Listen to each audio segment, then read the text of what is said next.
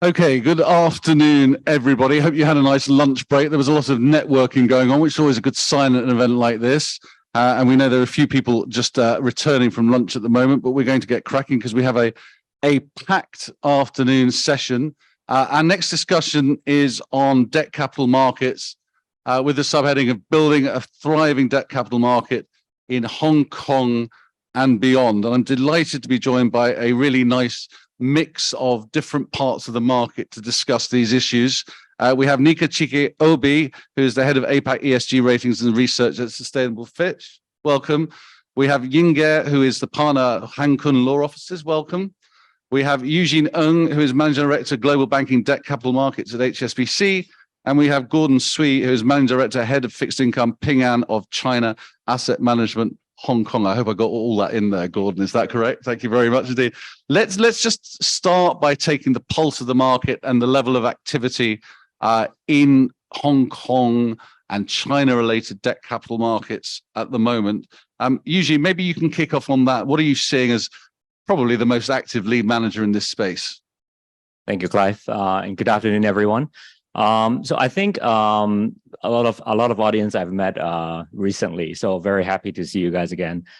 Just I guess in terms of state of the market, I think it is agreeable that last year we have a very challenging 2022, especially given the pace of the rate hikes. It's not easy for everyone, especially the debt capital market and all the fixed income participants.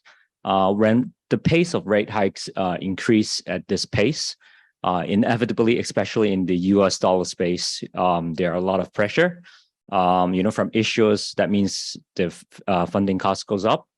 And for investors, the ability to seek return, that it's higher than the benchmark that they are looking out after. So with that imbalance in place, I think that's why we see muted activity, especially last year's Q3, Q4. But I think stepping into 2023, it is fair to say we have seen strong revivals coming back of the market, with Hong Kong and China's opening up early this year.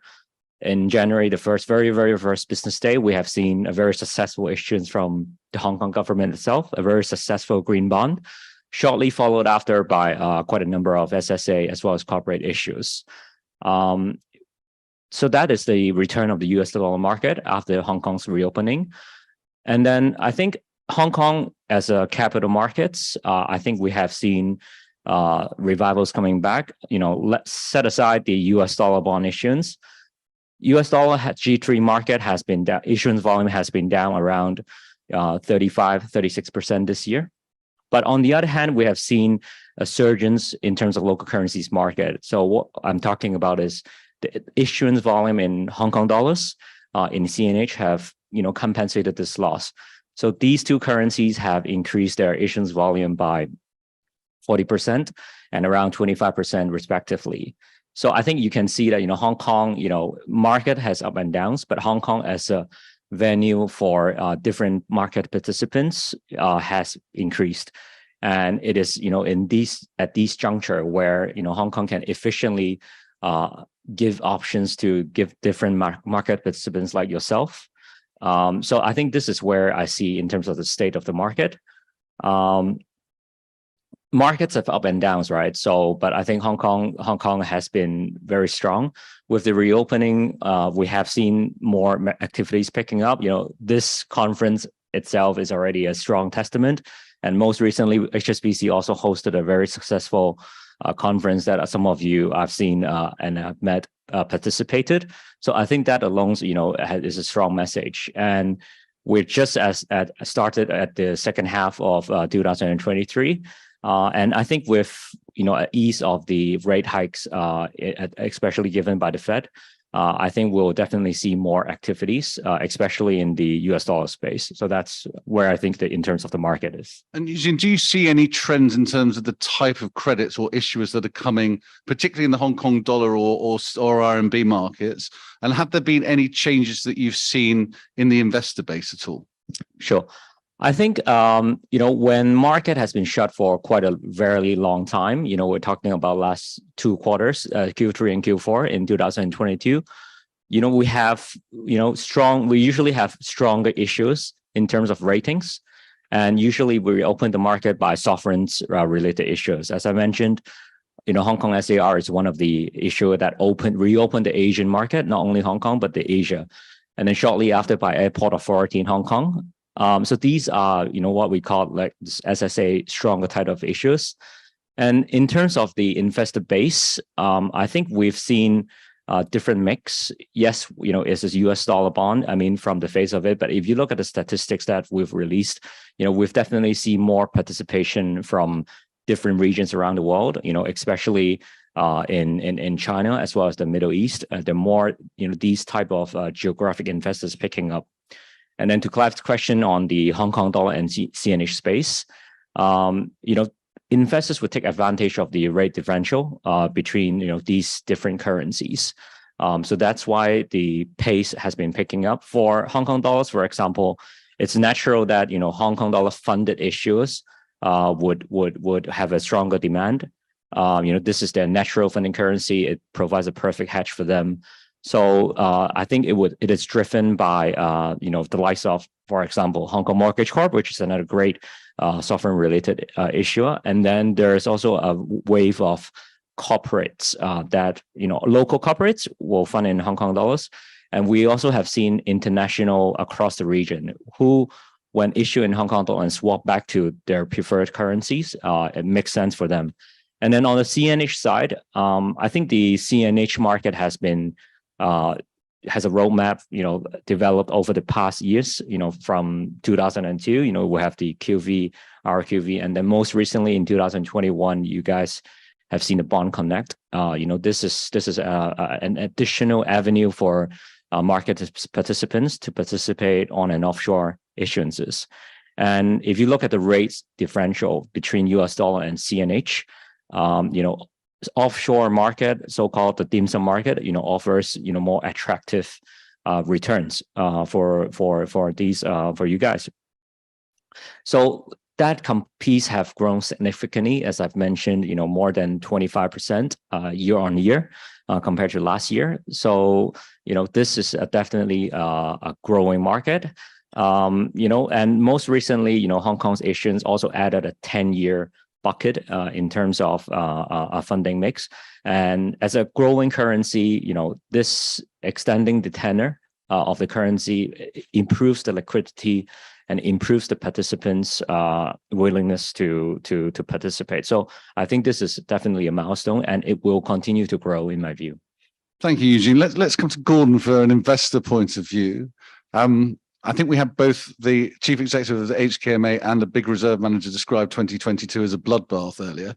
And they are sort of like heavily invested in fixed income. You are a purely fixed income fund, which you might explain a little bit about how that fits within the Ping An structure. But maybe you could do that and just give us your investor viewpoint on the market trends that Eugene was just describing. Yeah, I totally share Eugene's view on, that Hong Kong has a big role to play in helping the renminbi bond market to develop here. Because we, as part of the insurance group, we actually, have a lot of renminbi to deploy for asset liability management. And in the onshore space, obviously, they have a very accommodative, interest rate environment. And issuers have the incentive to issue in renminbi instead of US dollar over the past few quarters. And in fact, the government or our country is very supportive for us to deploy renminbi even in the offshore market. And we have participated in some longer tenors callable bonds in the renminbi space. And in fact, it's a very good complement to this dim sum bond market, so-called, because I was perhaps one of the early players in this market. We ran the renminbi bond fund, back in more than 10 years ago. And at that time, all the tenors are really short, maybe 3 years. And if there are, market ups and downs, you just buy because of this, good track record of getting repaid fully. But of course, as market develops, you may have some ups and downs further. And also there may be some, issuers that can have credit events, but it is a very healthy development. Still, the tenors is the issue because in other currencies, just like in Hong Kong dollar, issuers can issue up to 30 years, but not in dim sum bond market. And for us, investors, we want tenor, we want long duration assets. And this has actually, come online over the past year or so, because issuers see the renminbi bond market as a big one. There are lots of, funds to be deployed. And also in this market, actually, I think even some other types of investors, they will be interested to buy, for example, some receiver swaption to hedge about a fall in the interest rate environment in the onshore market as well. So for us, we are happy to buy, for example, some 10-year long call 3, which actually has a receiver swaption embedded. But for us, we are happy to sell this kind of option. Of course, we are not doing it directly. We are via, our good counterparts in the DCMs. But I think it is a very healthy development for us to all, help develop. Tell us a little bit about what your portfolio looks like now then, in terms of duration, in terms of currency mix, and in terms of credit mix as well. Here in Hong Kong, we have the mandate to help our insurance parent to deploy the US dollar using the QDII quota, as well as using the RQD quota to buy this so-called renminbi dim sum bonds. So in the dollar part, we are happy to, look at, for example, in the past, there are so many Chinese issuers, since 2015, maybe, there are lots of issuances. But the trend has changed that obviously, because even Bloomberg has a very timely article yesterday showing that in the second quarter, Chinese issuers just did only 7.8 billion. Down nearly 80% from the same period last year in the dollar issuances. But in the renminbi bond issuances, it's just up a lot, more than 4 trillion in the onshore market. For us, dim sum bond market, we can actually take part in some of these new issuances in renminbi. So for the currency mix, just because of our mandate on the dollar part, we are now looking at maybe some other, countries that can provide, new issues for us to buy. And obviously in that part, maybe Hong Kong can also further develop because now there are asset owners who need to deploy in, other currencies apart from renminbi to buy other currencies bonds. And on the dim sum bond part, actually, in fact, it is a very, healthy development for, in the past, I don't think Chinese insurance sector has this big mandate to deploy renminbi, just because the dim sum bond market does not have enough investment grade rated issue. We have to abide by CBIRC's investment grade, criteria. But now that there are private placements for us to buy, actually we went into those long TLAC, very technical term, issuances of financial institutions. And these are, big size market that we can deploy the funds in a very... And financial institutions from where? Mostly GSIBs, mostly all those big banks in other, major economies. Okay. Thank you for that. Yin, if I can just come to you to talk about the onshore market and the cross-border market more specifically, and what you see as some of the key trends and the developments. You mentioned, I think you asked Eddie earlier about Swap Connect, for example, which I think is very interesting. Sure. Thanks, Clive. So I'm actually a lawyer focused on investment management and financial services. So I advise a lot of global asset managers and institutional investors for their various China-related initiatives, of course, including allocation of their assets into the DCM market in China. Well, I think China's bond market does have its own features, which is quite unique. For example, we have two markets. right? One of it is the so-called exchange market, and the other one is the CIBM, the interbank bond market. The CIBM actually represents for the majority part of China's bond market. I think it's about 85% in terms of trading and custody volume. But the CIBM market constitutes most of the constitutional investors. And if you look at the size of Chinese bond market, I think since 2019, it has become the second largest bond market in the world, following the United States. But if you look at the foreign participation, it's still very limited. I think for both markets, the foreign participation is below 5%. And that percentage is far below, the percentage on the, the developed markets or even most of the emerging markets. So that's why I think the Chinese bond market regulator, primarily the PBOC and also, CSRC for the exchanges market, they are taking continuous efforts to further open up the markets. Which of course include Bond Connect, CIBM Direct, which are different channels to allow foreign investors to access to the huge bond market. Actually, I read an article in Economist recently. There's a very interesting metaphor. It says that Chinese market is like a large yard, but with high fence. I really like the metaphor, I think, Hong Kong actually will play an important role and maybe will continue to play a very important role to provide certain steps or a ladder, for the foreign investors or who are interested to access to the Chinese market. And in terms of Swap Connect, yes, because many of my clients actually are infrastructure providers, for example, TradeWeb and CMU, we advise them for building the settlement link and the trading link for Bond Connect. And for Swap Connect, they were involved as well.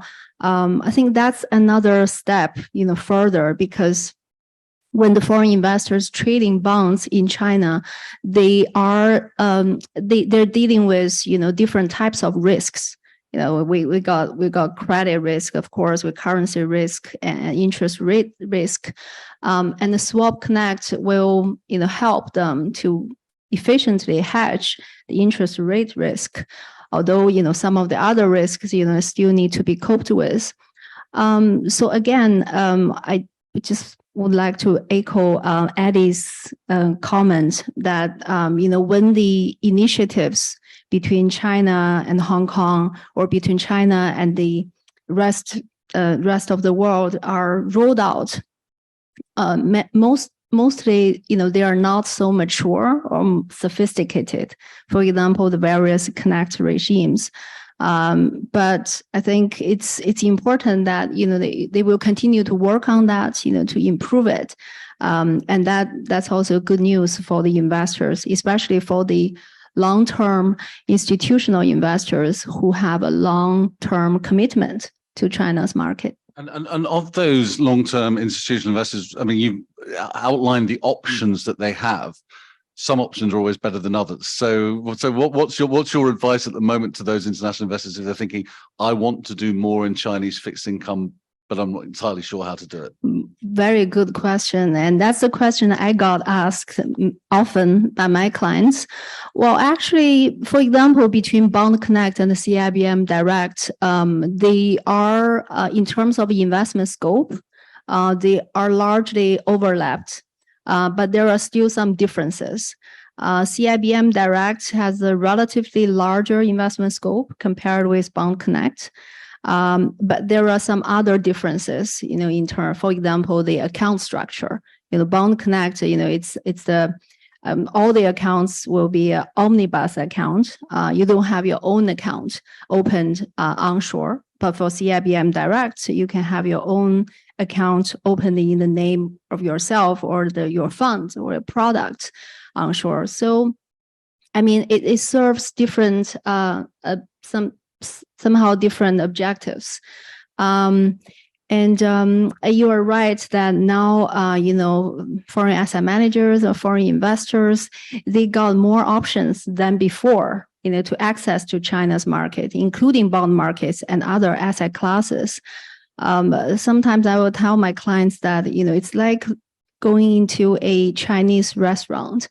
And you're looking at the menu, which is longer and longer, while the restaurant is offering you more sets. I think you really need to make your own choice or a combination of the choices, depending on your own appetite and interest. Yeah, and you mentioned those markets being about 5% owned by international investors. Now, where would you think that number might be in 5 years' time? I personally would like to see the number to increase more materially in the years to come. Because if you look at the messages delivered by the top leadership and the financial regulators in China since the start of this year, when after they concluded the People's Congress and also the 20th Parties Congress last year, they have delivered very positive messages, the so-called higher quality opening up of China's capital market. So it's not just open up the market, because now if you look at the main markets, either bond or equities or futures, they're all open to the foreign investors, but to limited degrees. So next steps, they will focus on the quality of the opening up process. That actually encourages me as a lawyer, because I think one of the key elements for a higher quality internationalized market would be, the more transparency in the legislation process, more consultation with the industry and more consistent policy making or rulemaking process. Yeah. So if you ask me, I think, the higher the better. Mm-hmm. Yeah, I mean, one of the interesting things that Hong Kong has going for it, obviously, is that international legal financial framework, the common law framework. There are definitely investors who are maybe more nervous about investing directly in China because it's not quite the same international legal framework. Is that something that you see changing, or maybe those concerns are overblown? How do you read that? Very good question. Actually, I think I do see some encouraging or positive signals on that front. Because if you look at the current legislation process by the PRC financial regulators, especially for the very important piece of laws, for example, the futures and derivatives law, they will do a public consultation. And also sometimes the regulators will even issue an official English translation of the rules. I think that shows their intention, to hear the voices from the international investors community. So they have also learned from their counterparts in Hong Kong, like HKMA or SFC. For example, the PBOC or CSRC or SAFE. They have started to issuing the so-called FAQs, when they public any new regulations. I think those are all very positive. Yeah.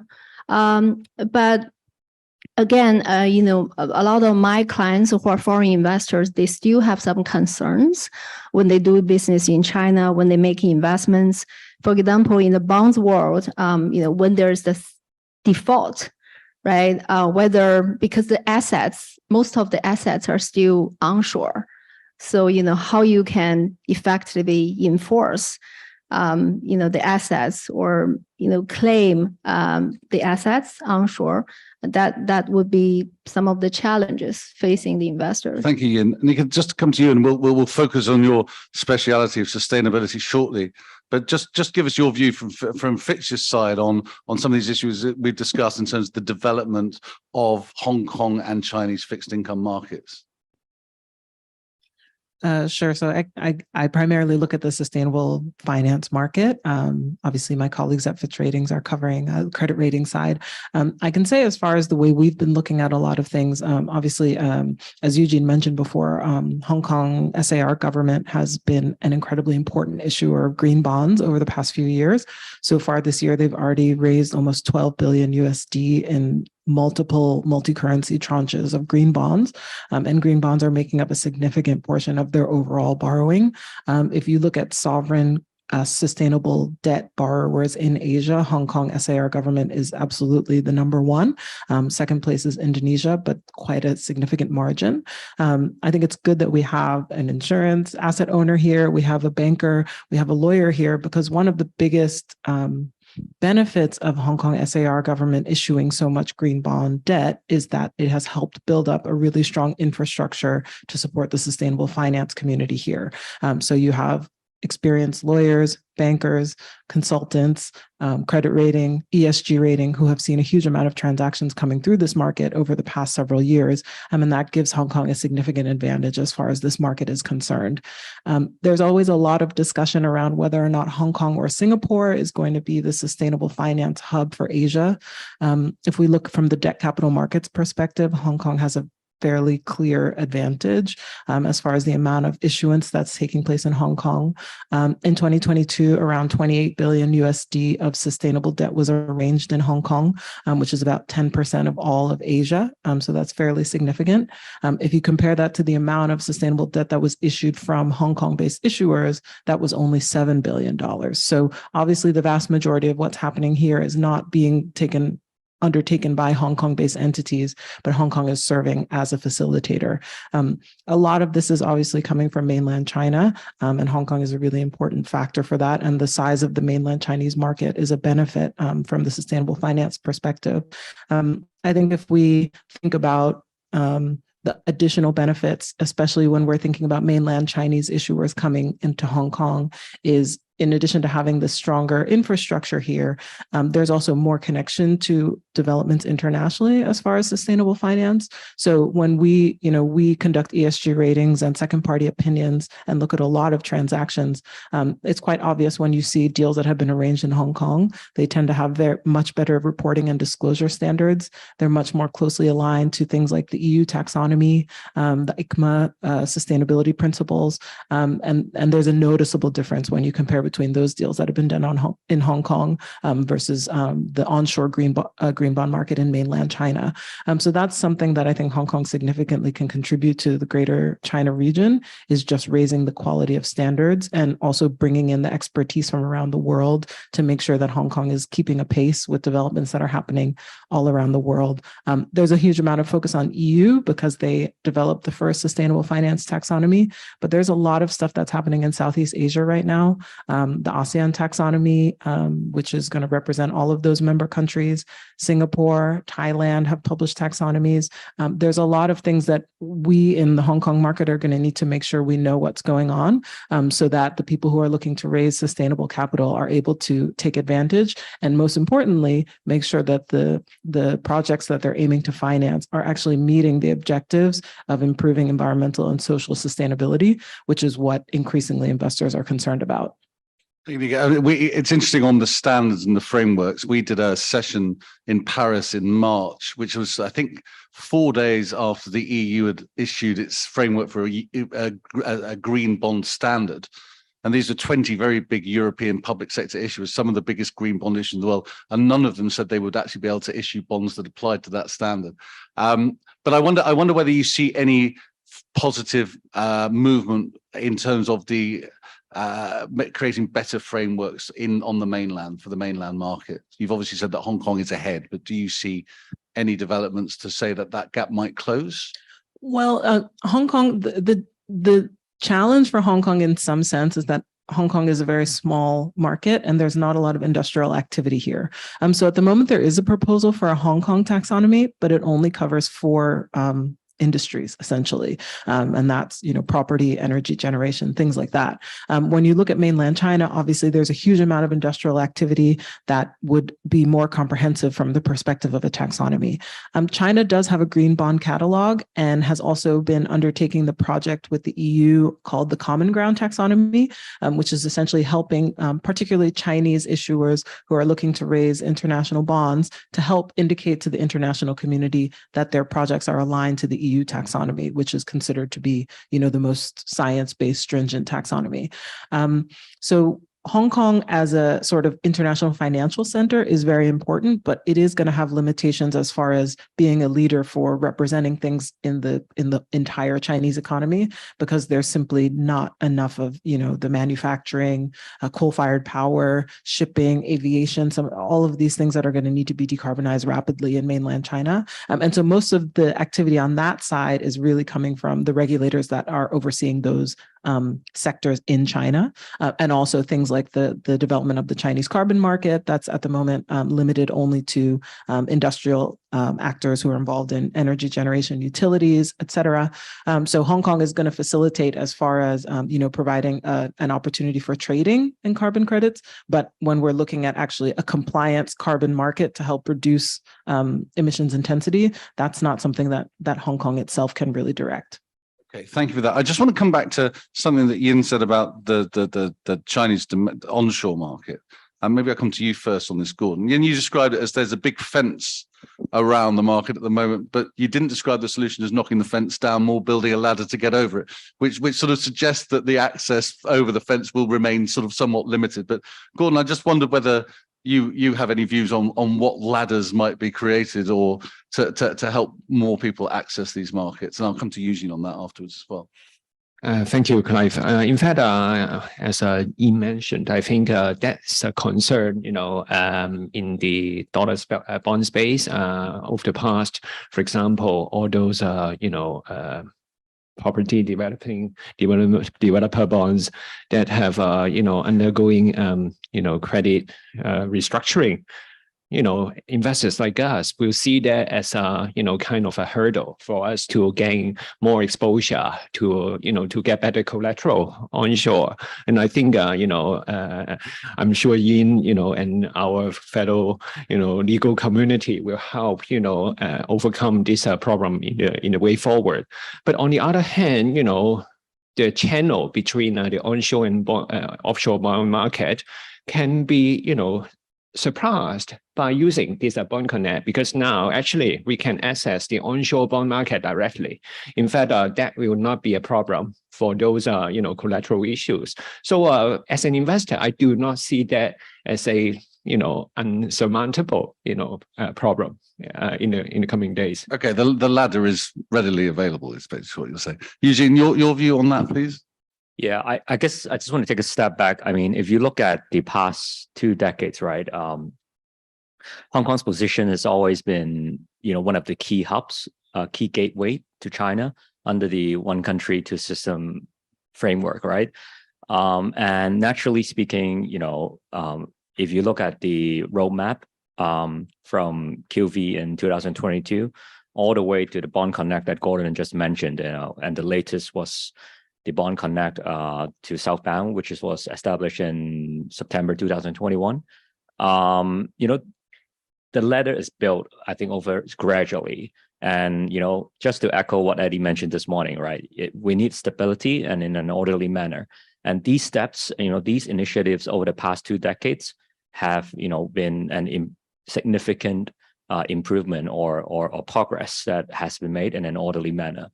So I won't be surprised, the gateway to the onshore Chinese market will definitely take more, frequent and steady steps in terms of opening up.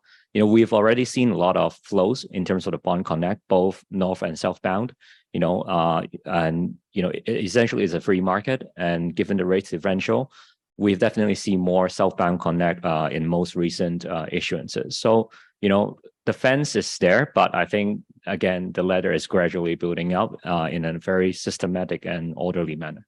Another issue in all fixed income markets, this even applies to some of the biggest sovereign issues out there in Europe, like, France, Germany, even the EU itself, is the liquidity of bond markets. How is the liquidity of the dim sum market, the Hong Kong dollar market, the onshore market? Eugene, maybe you can speak to that first. And are these still primarily buy and hold markets?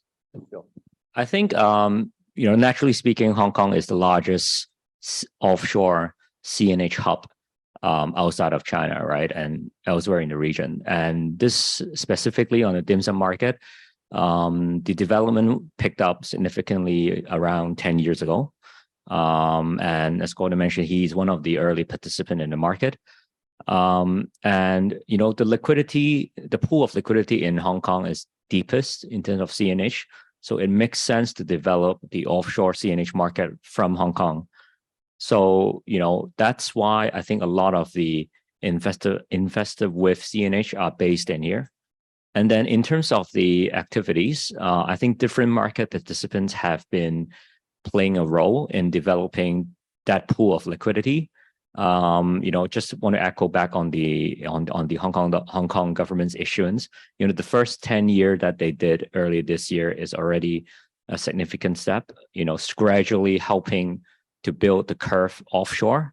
The ability to have a complete curve in the offshore market would allow participants to really extend their duration in their portfolio. So I think these are significant steps. As mentioned 10 years ago, Gordon was only able to purchase in 2-3 years, but gradually we definitely see more activities picking up at the medium to the longer term of the curve.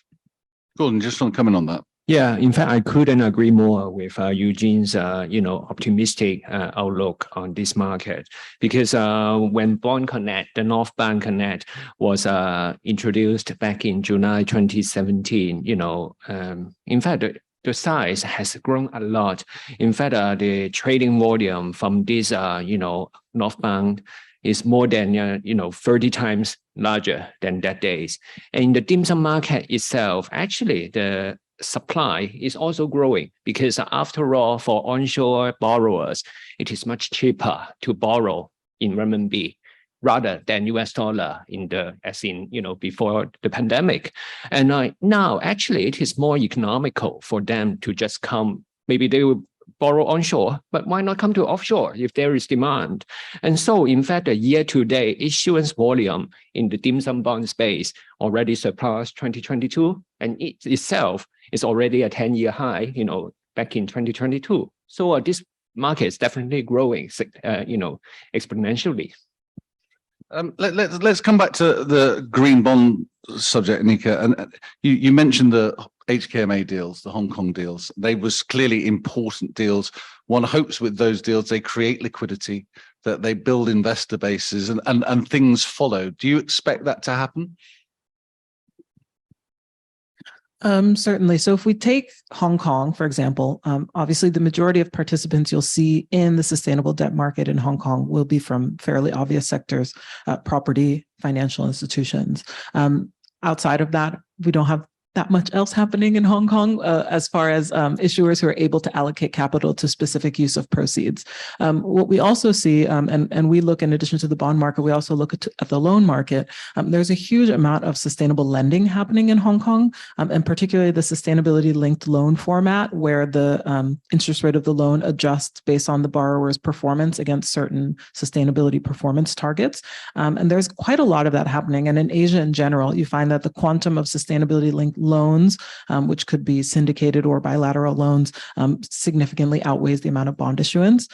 In some ways, it could be seen as potentially a stepping stone for people to then consider getting into the bond market when they've experienced doing some kind of sustainable financing. It's very similar as far as having to create a framework, identify your targets or your specific uses of proceeds. But obviously a loan is more straightforward to organize. When we look at mainland China, one of the challenges with green bond issuance in the past sort of 18 to 24 months has been the challenges in the property sector. Green buildings or energy efficient buildings are very straightforward and easy to understand use of proceeds for green bond. And so they were very dominant in issuance until the sort of financial and governance problems that have affected a lot of those companies. We've seen in the interim, LGFVs have kind of stepped in when we look at issuance from China, and they're using either green or often sustainability bonds to finance a range of things, such as it could be green buildings and also things like social welfare, basic services that can be considered social projects.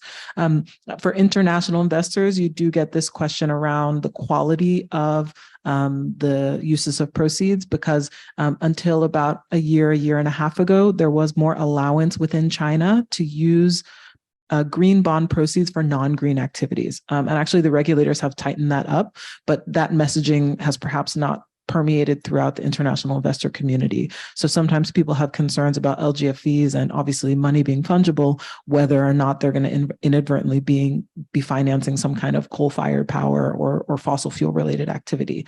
So that's one of the challenges. An interesting area that we're starting to see a little bit of action in from mainland China is structured finance projects, and particularly electric vehicle asset-backed securities. So we're seeing more of those, especially if you look at the amount of new car sales that are electric vehicles in China, which I think has one of the largest share of new car sales that are zero emissions vehicles. There's a lot of opportunity, and we have seen some structures come through. Those are actually attractive to international investors because they feel comfortable that the use of proceeds is actually going to a specifically green activity. And also, given the need to decarbonize the transportation industry, it helps a lot of investors who have specific targets for their portfolio or delivering impact on specific sustainable development goals. That type of clean transportation asset-backed security is quite attractive. So those are kind of some of the areas that we think are positive. But I think, the wider macroeconomic conditions, the difficulty of borrowing in dollars at the moment, we don't know how much longer that's going to happen. That's going to last. Have been speaking to a lot of issuers in Asia, not just in Greater China, who are saying that they have financing needs. And the interest in using a sustainability label when they do come back to the market in the next 12 to 18 months is very high. So one of the things that's kind of buoyed our view on the future of sustainable debt is that the share of sustainable bonds as far as the global market has continued to grow even in these challenging times. And so last year, globally, 18% of total debt issuance was under a sustainability label, and it's continued to grow. So we feel confident that when market conditions allow, there will be a lot more activity, not only in local currency here, but also in hard currency, USD, Euro, from mainland Chinese and Greater China issuers. And I think that there is certainly, from an impact perspective, international investor demand, but there just has to be more work to communicate that the standards within mainland China are kind of coming closer to international standards to help them get more comfortable with it. It's very interesting. The concepts of sort of green loan, electric vehicle car loans in the green bond market has always seemed like an obvious one to me, but weirdly not really taken off until recently by the sounds of things. So I think that's, do you see much interest? We talk a lot, if we're talking in Europe now, we'll talk a lot about different types of sustainability linked issuance you have. Obviously, use of proceeds started, but now you're starting to get sort of KPI related. Is there any discussion of that in Hong Kong, Greater China, Asia, in terms of those debts? We've seen social bonds as well. You don't hear much about Asian social bonds. So within Greater China, green bonds are definitely the majority, I think more than 70%. Sustainability linked bonds are less popular here than they are in Europe. And I think that's really just related to, we kind of say you can't finance what you don't measure. And so because there's more disclosure regulation in Europe, companies are a little bit more aware of their current position on sustainability topics, and then they can therefore structure financing around it. We are going to be moving in that direction with a lot of the developments that have been happening. Hong Kong Exchange has a consultation at the moment for mandatory emissions reporting for all listed companies. The Japanese regulator has said that they will be aligning to the International Sustainability Standards Board, which is the IFRS equivalent for sustainability, that they're going to expect that for all listed companies from 2025. So we're going to start having a lot more disclosure in Asia. And certainly I think people are going to be sitting down with their bankers to have conversations about how they can optimize that from a financing perspective. If we look at Asia more broadly, interestingly, there is actually a lot of social bond issuance in Korea. Korea is a really strong issuer of social bonds, primarily related to housing and consumer lending, things like student loans, housing loans, things like that. Japan is an interesting one where they kind of have a very domestic-oriented transition bond market, which is a use of proceeds bond to finance activities that can't be qualified as green, but reduce the carbon intensity of the issuer. So at the moment, that seems to be a very domestic product. Almost all of the transition bonds for the past 18 months have been from Japanese issuers. International investors have mixed feelings about these because sometimes they're financing technology that's not economically viable yet. And so it's hard to kind of know if you want to finance a bond that may not actually contribute to either better financial performance for the issuer or better sustainability performance, right? It's a bit of a risk. But I think sustainability linked bonds are going to take a little bit more time here until the disclosure regime is more mature. Okay, thank you for that. The clock is ticking down incredibly quickly, so I'm now going to offer our audience, if there are any questions from the floor. Mr. Burgess in the front here, if I may, and anybody else who might want to follow, please pop up their hand and I'll keep an eye on where you're coming from. Mark, over to you. This is a question for you, Yin. So the sustainability, ESG, I was going to ask about taxonomy because we'd love to see some consistent guidance, but this is a rare chance for me to ask a lawyer. As you're advising people about setting up funds, structuring, are you worried about some legal implications here about the uncertainty around some of this issue, or is it not something that's on your radar, if you see what I'm saying? So in other words, you've got a branded product, but there's a risk that some people aren't doing the right thing. How do you approach that as a lawyer when you're advising? ESG particular? Yeah, or sustainability, yep. Yeah, well, that's actually a very interesting question because in China now, I think I heard a comment from the earlier panels today that ESG is taking ground in China, especially in the financial sectors. So when, asset managers or issuers, they are issuing products or building up their strategies, they tend to, use the ESG label. But I think now it seems that we're coming to another trend. I think globally we have seen increasing debates about ESG, whether it's being overused or abused. I think I see a recent comment from one of my clients with BlackRock, their global CEO, Larry Fink. So he made a comment that, which is anti-ESG actually. So that's very interesting. And it seems like globally there's a trend that ESG is having more and more political, considerations.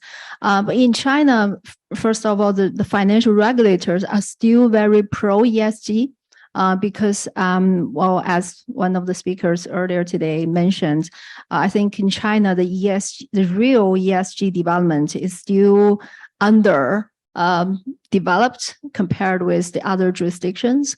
In respect of, ESG related disclosure, due diligence, etc.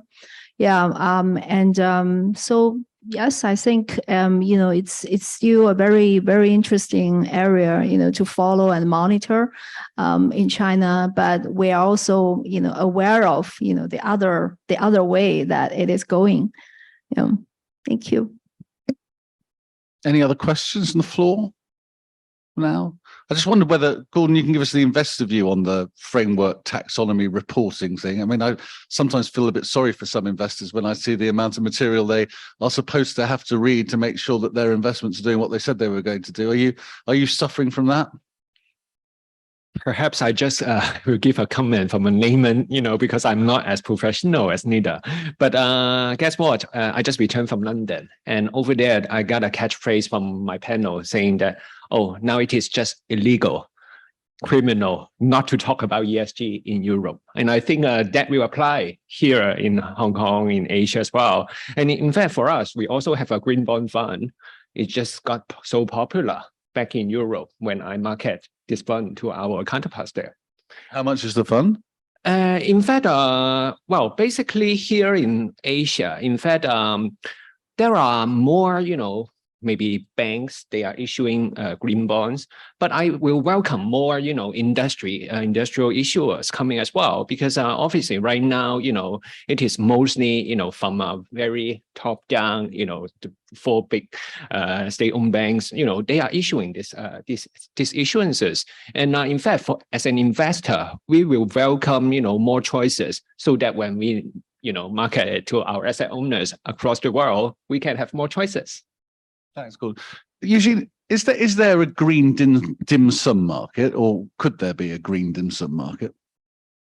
Definitely. I mean, the green label technically can be applied to any usable green projects. With a robust framework, if there's a use of proceeds, then technically you can apply the green label. In fact, just to echo, the Hong Kong government did a green retail bond. They did a green digitalized bond as well. So, if there are right projects, right, cost of, project that aligns with what the international communities wants, technically it can be applicable to any currencies. Thank you. We are out of time. If you enjoyed the discussion about sustainability we're just having, we have a session later on today specifically on transition. I think you will enjoy. Coming up immediately after this is a session on fintech, and CBDCs are going to come up and different types of payment rails. And this is obviously a very hot topic in Hong Kong right now. So please stick around for that and for the rest of the day. We're still going till 6 o'clock, so please stick around. But for now, please will you join me in thanking our panelists very much indeed for their contributions. Thank you to all of you.